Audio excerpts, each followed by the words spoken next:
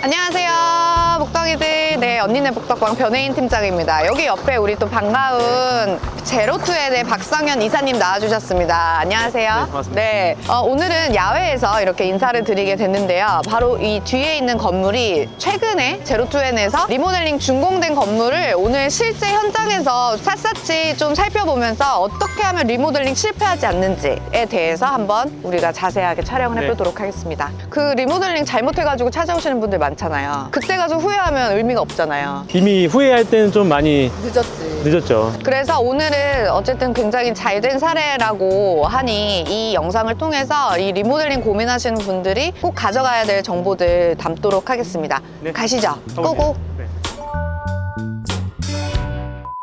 아니, 건물이 너무 세련되는데 이거는 원래 그러면 어떤 건물이었던 거예요? 접벽돌로 돼 있었던 건물이었고요. 상층부는 주택이 있었고 밑에 쪽에는 원래 근린생활시설이었고 여기 부분 어떻게 보면은 이제 콘크리트로 신축을 한 부분이고 이 안쪽에가 원래 있었던 골조입니다. 원래는 계단 들어가는 동선이 이쪽이었는데요. 이제 엘리베이터를 신축하다 보니까 장애 승강기를 집어넣고 동선을 이쪽으로 돌려서 계획을 했었습니다. 리모델링 할 때 또 중요하게 좀 이득을 볼 수 있는 부분은 기존에 엘리베이터 없는 건물들이 많잖아요. 이런 장애 승강기를 넣게 된다면 당연히 용적률이나 건폐율을 아낄 수 있는 부분이 있으니까요. 그러면 장애인 승강기가 더 비싸요? 사실은 크게 비용 차이는 그냥 원가 정도 차이가 날 것 같고요. 결국에는 얘를 만들기 위한 이 구조체와 틀, 바탕 마감들이 더 똑같이 들어간 거기 때문에 엘리베이터 카 내부의 가격 정도만 차이가 나지 크게 나지는 않을 것 같습니다. 그러면 뭐 안 할 이유는 없는 선택이네요. 그 이론 강의할 때 그때 영상 하실 때도 말씀드렸지만 장애인이 이제 불편하신 분들께서 좀 편하게 휠체어로 다닐 수 있는 경사로나 단차 없는 설계가 있어야만 장애인 승강기를 설치할 수 있습니다.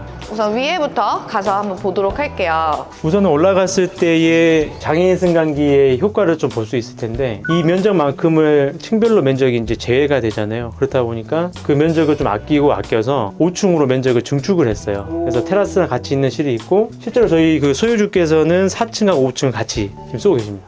그러면 보통 대략 지하 1층에서 5층 이런 엘리베이터 장애인 승강기를 넣는다라고 하면은 대략 러프하게는 가격을 얼마 정도 생각해요? 엘리베이터를 만들기 위한 이 전체 이 골조 공사가 사실은 더 비싸요. 엘리베이터는 어떻게 보면 그 건축 범위 안에서는 그렇게 크진 않습니다. 이것만 있으면 대략 한 1억 5천 정도는 봐야 되지 않을까 싶어요. 여건에 따라 다르고 그다음에 이 엘리베이터를 고를 때 가능하면 웬만한 걸 다 쓸 수 있는데 문제는 우리 제조사들마다 이 골조의 사이즈가 정해져 있어요. 그렇기 때문에 리모델링 특히 할 때는 한정적이잖아요. 그래서 못 쓰는 경우도 있어요. 예를 들면은 어떤 회사의 엘리베이터는 안 되고 어떤 B사의 엘리베이터는 얘는 해결할 수 있다. 이렇게 들어가는 카 사이즈가 또 골조 사이즈가 있기 때문에 그런 것도 좀 영향이 간혹 있을 수 있습니다.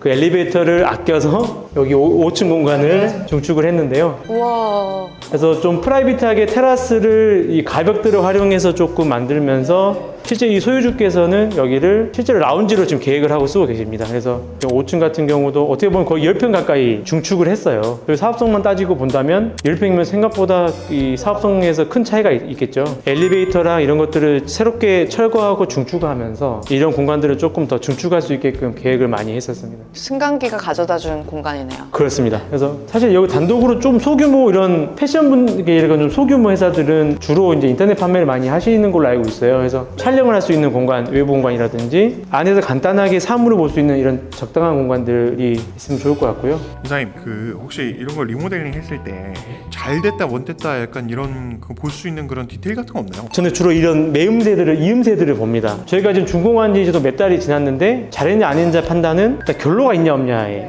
볼 수 있을 것 같아요. 예를 들면 지금 어디 외벽에 결로가 생겼다든지 이 외기와 내부가 만나는 이런 경계점들이요. 여기 보면은 몇 달이 좀 지났는데도 아직 결로나 이런 게 안 보이겠죠. 그래서 이런 것들 주로 보고요. 실제로 잘못된 리모델링은 진짜 이 워터파크처럼 개장이 좀 될 수도 있어요. 그래서 특히 단열 방수가 제일 중요한데요. 아무리 오피스라도 기본적인 방수나 단열은 지켜줘야 되는 거잖아요. 그러다 보니까 아까 오늘 오시기 전에도 저희 소유주님하고 이야기하고 있었는데 너무 따뜻하다 건물이. 그래서 다행입니다. 그래서 어디 문제는 없죠. 이렇게 우스갯소리 했는데 이러한 좀 경계점들을 좀 보고 다닙니다. 보통 겨울이 지나고 있는데도 결로가 없는 거는 좀 칭찬할 일이긴 합니다. 외관 같은 경우는 이런 후레싱들을 자세히 보시면 이 후레싱이라는 거는 금속으로 두껍이라고도 하는데요. 이 후레싱 같은 거를 이게 물끊기라고 물처리라고 합니다.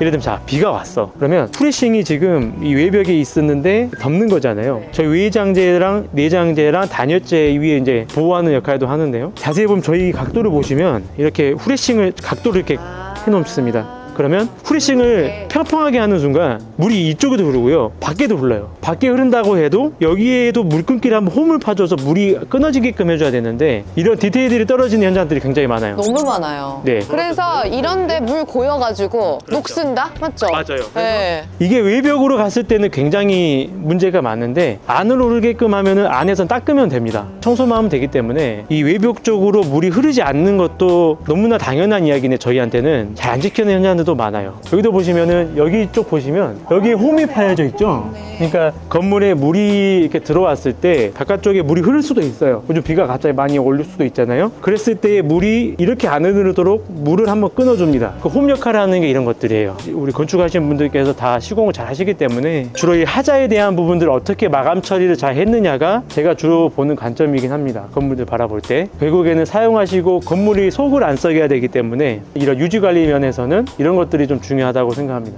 왜냐면 오늘 바닥도 좀 보시면 아니 바닥이 너무 비어 있어요. 이 타일이 이제 페데스탈 타일이고 페데스탈이 이렇게 좀 떠 있는 거예요. 우리 바닥면이 우리 방수가 처리가 돼 있고 어떻게 보면 이 트렌치 이런 게 없잖아요. 이 모든 면이 트렌치 역할을 하는 겁니다. 유지 관리도 굉장히 편하고요. 네. 방수 재공사를 하더라도 뗐다가 이렇게 또 조립을 하면 되기 때문에 이게 굉장히 장점이 많아서 저희 회사 같은 경우는 저희 비용을 조금 드릴지언정 이런 걸로 좀 서비스를 해드리고 있습니다. 그래서 간혹 가다가 리모델링 현장 같은 경우는 이 단차가 안 돼서 이 페데스탈 못 되는 경우도 있어요. 내 같은 경우 여기 5층 같은 경우는 엘리베이터 장애인 승강기 쓰다 보니까 중축을 했잖아요. 여기 부분 어떻게 보면은 신축 공간입니다. 그래서 기존 건물 위에 신축을 했기 때문에 이런 단차 설계를 미리 해놓고 이 바닥을 깔 수 있었던 것 같아요. 그래서 이렇게까지 해서 옥상에 이런 가벽도 조금은 너무 예뻐요. 네 해서 이거 조명이죠? 네, 밤에 들어옵니다. 예쁠 그래서 것 같아요. 바베큐 파티도 좀 하실 수도 있고 지금 밖에 보시면은 이런 실내기들이 잘 안 보이실 거예요. 그래서 저렇게 다 안 보이는 곳에다가 숨겨놨고 네. 외장재 같은 경우는 스타코입니다.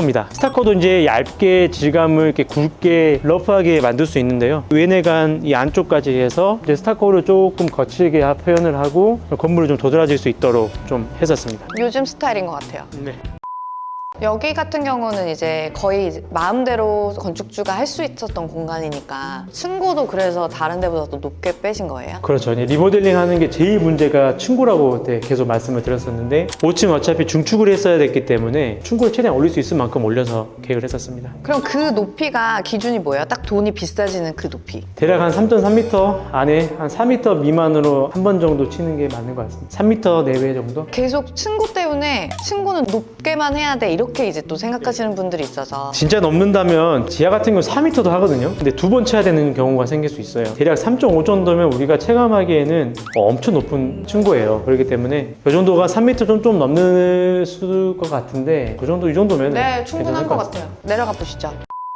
지금 4층은 사무실로 이용 중이셔서 우선은 촬영은 어려울 것 같고 우선 여기 또 공간을 좀 설명을 해주시면 좋을 것 같아요. 이 같은 경우는 전체 외관부터 내관까지 화장실까지 좀 이 전체적인 건물 톤앤 매너를 맞춰서 계획을 했었고요. 전용보호를 침범하지 않는 화장실을 계획하기 위해서 참에다가 이렇게 화장실을 만들었어요. 그래서 남자 여자로 나눴었고 여기 열어보시면 그래서 이 온수기가 또 요즘은 들어가잖아요. 그래서 이런 식으로 좀 따로 좀 공간을 활용해서 이렇게 좀 계획을 했었던 것 같습니다. 그러니까 결국은 이것도 전용을 더 많이 뽑기 위해서 그렇습니다. 그렇게 한 거죠. 얘가 만약에 전용이 들어갔다면 전용이 찌글찌글해지겠죠. 좀 작을 수는 있겠지만 이게 나쁜 거냐? 아니요. 왜냐면 100평짜리 이런 화장실이면 문제가 있죠. 근데 적당한 소규모의 건축물이기 때문에 오히려 이렇게 전용 공간을 확보하면서 이렇게 좀 화장실 이쁘게 이런 식으로 계획을 했었고 3층을 좀 보시면 그래도 뭐 예를 들면 이런 것도 있어요. 이제 이 버튼이 낮잖아요. 이 장인 버튼 때문에 이 낮게 있는 거예요. 아니 여기는 근생이었어요?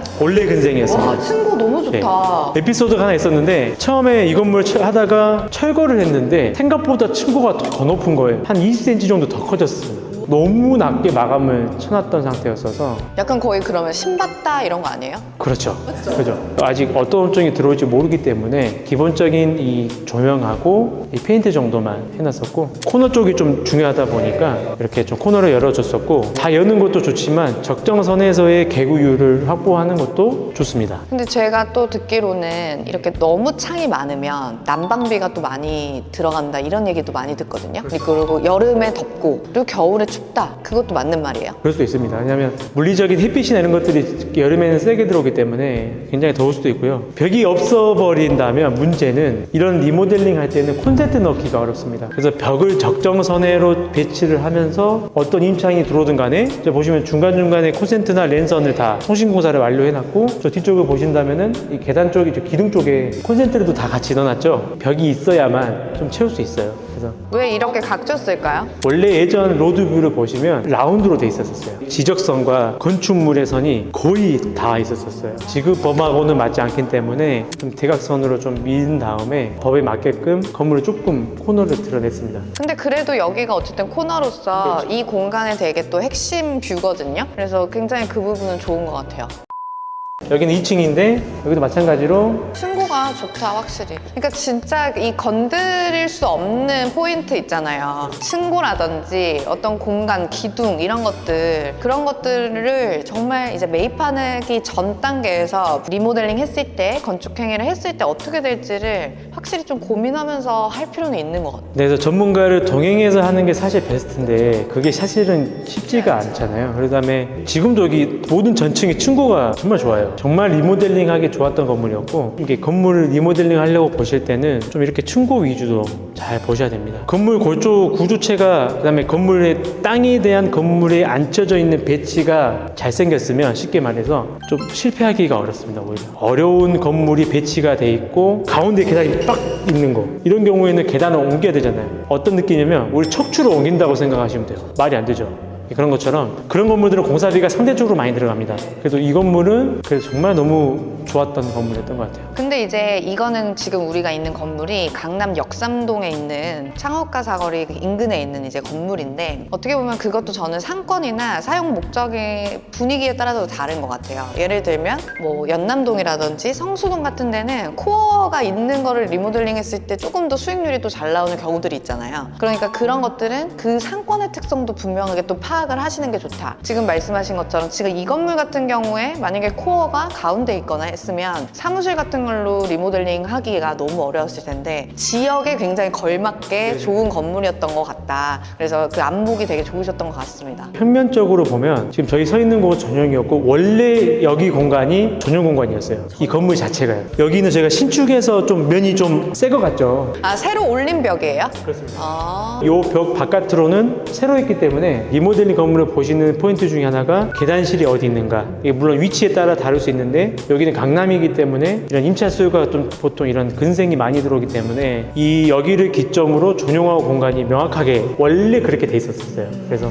그런 것들이 좀 훨씬 좋았던 건물이었다. 지금 이 정도가 리모델링 비용은 그럼 평당 얼마 정도로 잡는 거예요? 보통 리모델링은 기본적으로 5, 600이라고 봐요. 정말 편한 건물 3, 400일 수도 있어요. 왜 인면만 건드리니까. 이 같은 경우는 골조를 건드렸기 때문에 그때는 조금 비용이 조금 더 올라갑니다. 대략적으로 한 6, 700 정도 잡아요. 리모델링을 기본적으로. 거기에서 이 현장 여건이나 이런 것들을 고려해서 왔다 갔다 할 수 있을 것 같아요. 그렇다고 뭐 리모델링 하는데 구조보강하는데 철골 하나 뺄 수도 없는 거고 건축도 어떻게 보면 정말 물리적인 비용이에요. 원가라는 게 존재하고 건축의 가성비는 드물어요. 명확하게 어떤 회사가 어떤 시간 안에 약속을 지키면서 얼마에 어떤 품질이라고 한다면 설계 도면에 준하는 그다음에 시공사 우리 현장 소장님들의 노하우가 좀 들어가는 그런 회사를 고르시는 게 가성비입니다. 싸다고 가성비는 아니에요. 네, 맞아요. 제가 생각했을 때 저도 이제 건축주분들이 하는 말이 첫 번째, 제일 중요한 거 공기 잘 지키는 시공사 찾아주세요. 이거 말씀 많이 하시고 두 번째, 정말 노하우 있는 현장 소장님 찾아주세요. 그리고 세 번째가 결국은 본판이 이쁜 걸 찾아야 된다. 제가 볼 땐 리모델링의 가성비는 이 세 가지가 진짜 중요할 것 같다. 이것도 아는 만큼 돈이 되는 것 같아요. 진짜 저는 설계 바꾸시는 분도 많이 봤고 시공 바꾸시는 분들도 많이 봤거든요. 근데 그러면 진짜 결국 그게 다 손해이기 때문에 건축주가 확실하게 좀 비교검도 확실하게 해서 그냥 딱 믿고 가는 거. 저는 그게 제일 돈 아끼는 방법이라고 봅니다. 지하를 좀 보실 텐데 기존에 최대한 층고를 살리기 위해서 지금 저희 조면들 보면 최대한 올려놨죠. 그래서 근본적으로 낮지 않아요. 지하가 이 정도면 오래된 건물이어도 여기가 좀 핵심인데 여기가 원래 없었던 공간이에요. 벽체와 슬라브를 철거하고 이제 구조 보강을 하고 계단을 만들었어요. 그래서 원래 없던 공간이에요? 그렇습니다. 오. 이제 밤에도 지금 조명이 들어오는데 저 여기 자간 밑에는 다 트렌치가 다 되어 있고요. 이 안쪽에 이제 저희가 집수정이라고 지하나 건물에 떨어진 물을 모으는 게 집수정이라는 게 있어요. 말 그대로 집수라는 말이고요. 우수관으로 다 빼게끔 펌프 시설이 다 되어 있습니다. 그래서 여기가 이제 외부 원래 내부였는데 외기로 만들어도 문제는 없습니다. 그리고 이렇게 외부 계단이 하나가 더 있으면 결국은 출입구가 2개잖아요. 그러면 임차업종도 사실 좀 더 다양하게 받을 수 있거든요. 그래서 임차하기도 훨씬 더 좋은 장점이 있을 것 같고 외부랑 연결되는 이런 공간이 있으면 결국은 습기라든지 이런 거에도 도움이 많이 되나요? 네, 예를 들자면 여기를 설계할 때 이제 뒤쪽을 뚫어버리고 썬큰을 만든 이유는 빛이 좀 들어와요. 그래서 밝고 이렇게 열어놓으면 환기가 되잖아요. 그렇기 때문에 지하의 활용성 면에서도 좋습니다. 왜냐면 또 지하가 제일 넓은 공간인 경우가 되게 많거든요. 지하는 건폐율보다 더 넓게 지을 수 있으니까. 그러니까 지하가 넓은데 이런 장점들이 있으면 그래도 임대 수익을 올리기에 그래도 되게 또 똘똘한 지하가 될 수 있어서 상품성을 올리기 위한 이런 건축적인 요소들을 많이 집어넣었고요. 여기 벽 같은 경우는 원래 저희가 석고를 한번 쳤는데 이중벽이라고 해요. 벽돌로 한 번 더 돼 있잖아요. 공극이 있는데 너무 여기 역삼동 이쪽 예전에 습하다 보니까 침수. 네, 근데 지금 그런 것들은 그때 이 건물이 이제 오래됐었다 보니까 이제 방수 이런 것들이 좀 노후화가 됐겠죠. 그 방수벽을 부수고 이게 지하 옹벽은 그대로 있는데 안쪽 벽을 다시 했던 벽입니다. 그래서 지금 굉장히 습하지 않고 좀 쾌적하잖아요. 그래서 뭐 환기나 이런 걸 좀 돌리지 않았음에도 좀 쾌적한 지하가 될 수 있었던 것 같아요. 그래서 지금 습이나 이런 방수에 관련한 것들을 지하는 건축주님이 좀 신경을 많이 쓰셔서 지금 지하가 굉장히 지금 좀 쾌적합니다. 이것도 결국은 다 선택사항이죠. 만약에 고객한테 이제 제안을 하는 거잖아요. 안 되는 경우가 사실 더 많아요. 인분들한테. 근데 얘는 정말 좋았던 게 이 건물 자체 층고도 좋았고 전체 기본 골격이 잘생겼었잖아요. 그래서 그렇게 말하지만 이 뒤쪽도 이 썬큰을 만들 수 있는 공간이 있었어요. 그렇기 때문에 할 수 있었던 거지 그런 공간의 여유가 없어서 못 하시는 분도 진짜 많아요. 그래서 지하는 이렇게 네, 잘 마무리했습니다. 장점이 많은. 네. 네, 오늘 역삼동에 있는 리모델링 정말 잘 된 건물 네. 오늘 한번 샅샅이 뒤져봤는데요. 거의 1시간을 촬영을 했어요. 네. 네.